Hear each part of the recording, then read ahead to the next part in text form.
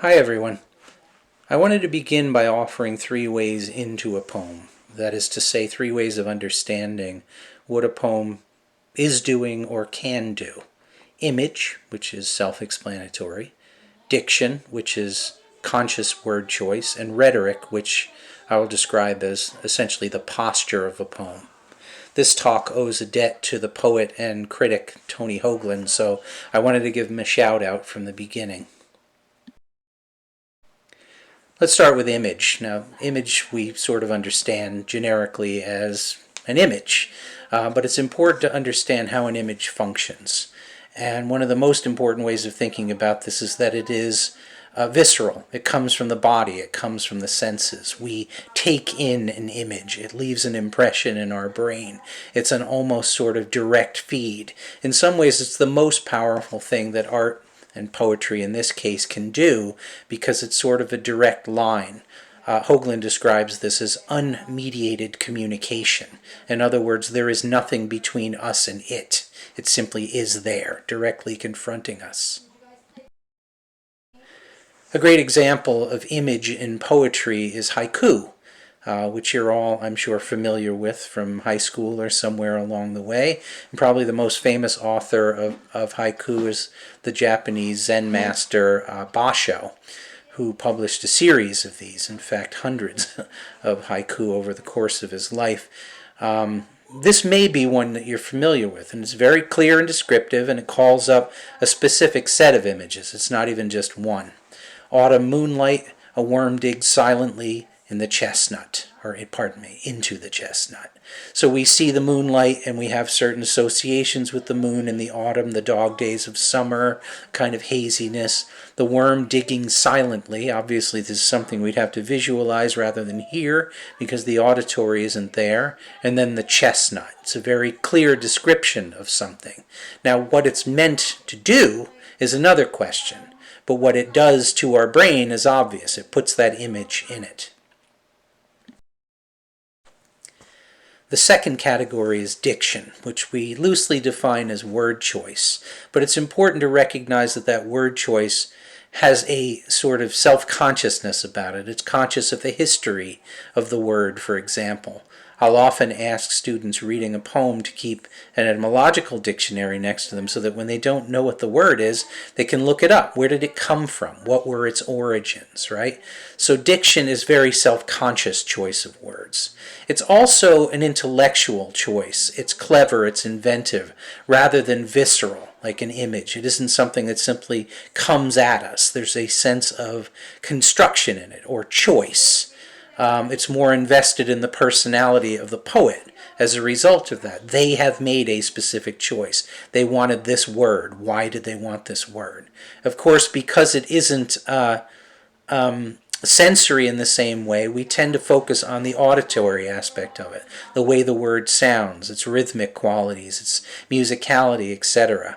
Now, obviously, words can call up images, particularly if it's a noun, but the choice of diction tends to focus on the wordiness of the word, which gets to the fifth category here, I guess, which is the separation between denotation, what the word means, right? And in some cases it's a very concrete thing that the word means, and sometimes it's a more abstract thing.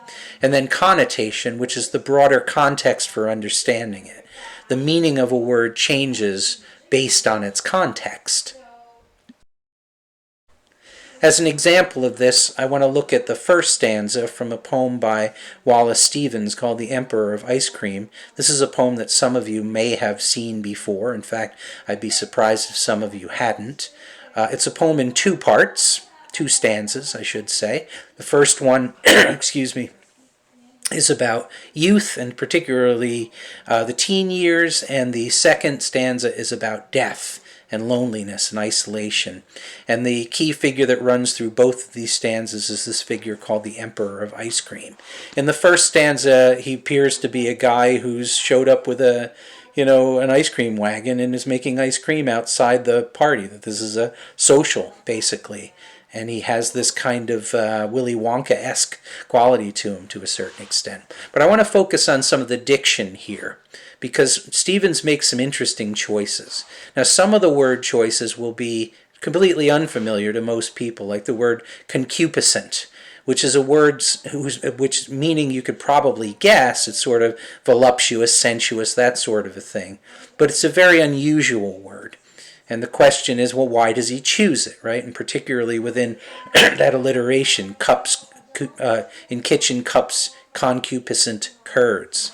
And then words that you might be familiar with, or you might be a little unfamiliar with the meaning of or unsure of, like wenches, which is a term that's usually used as a derogation. It means a serving woman, basically. But we think of wenches sometimes also in, associated with, in the same category, say slut or something like that. Yet it's used as a descriptor for young women at this party. So why the heck is he using that word? And then there are words that are just straight up familiar that we're aware of, but the context of them seems strange. Right there in the title and in the closing line, the only emperor is the emperor of ice cream. What the heck is an emperor of ice cream?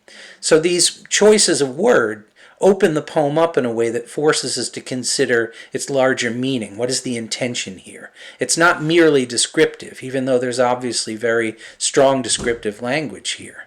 It's moving more in the direction of intention. It wants us to see it in a certain way. That brings us to the third category, which is rhetoric.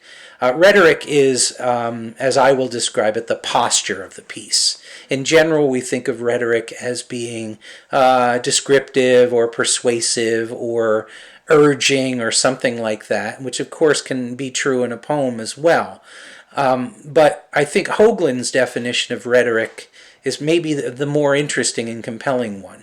He describes it as the presence of gestural speech, which is to say, speech that gestures us in a certain direction, that compels us to see things in a certain way.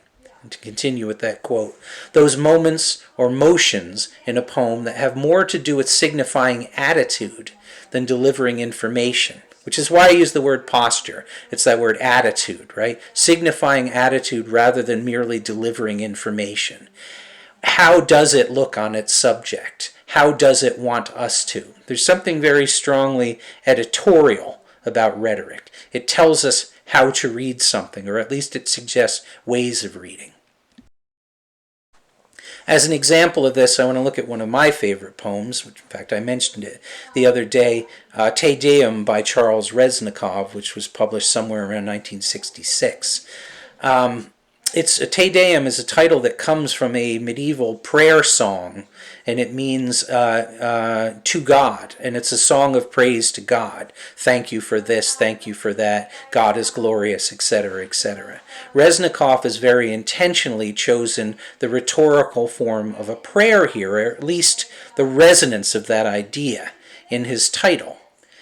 And then the poem itself has sort of rhythms of an incantation of some sort, not because of victories I sing having none, but for the common sunshine, the breeze, the largesse of spring, not for victory, but for the day's work done, as well as I was able, not for a seat upon the dais, but at the common table. Now what Reznikov is giving praise to God for is his gratitude for God, or some notion of the divine or the infinite, is his gratitude for being part of the community, the ability to sit at the common table. In other words, he's saying, thank you, God, not for making me powerful and rich and beloved, but thank you for allowing me to be among the people. So there's an even deeper sort of intentionality in that, to elevate the notion of community to sacred by including it in the form of a prayer. And that is the power of posture. That's the power of gesture. That's the power of poetic rhetoric.